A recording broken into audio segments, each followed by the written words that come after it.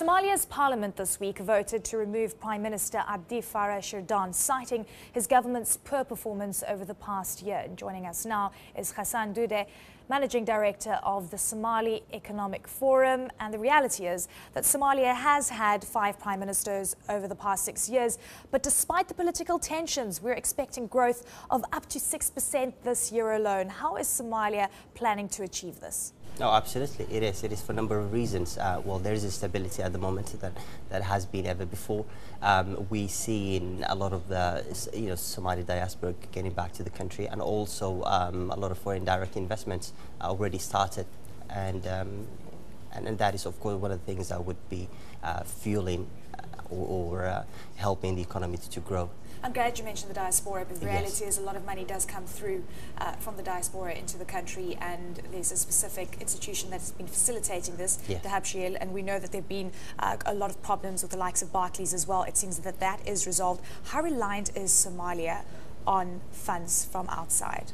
When it comes to remittance, and this is an issue that we discuss so much about, it does rely on that. That is a fact.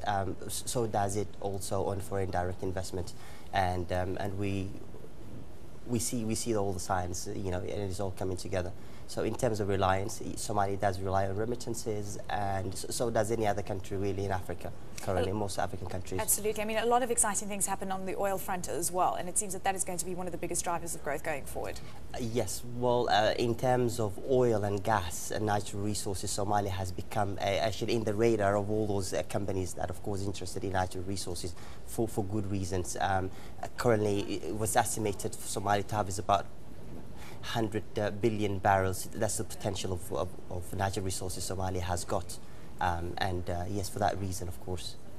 Let's look at some other economic trends that you're expecting down the line. And we know that Somalia is it's still poverty-stricken. There's a lot of socioeconomic issues that are occurring on the ground. How fast is change occurring? And this only can be done, and you alluded to it earlier, foreign direct investment and investment overall.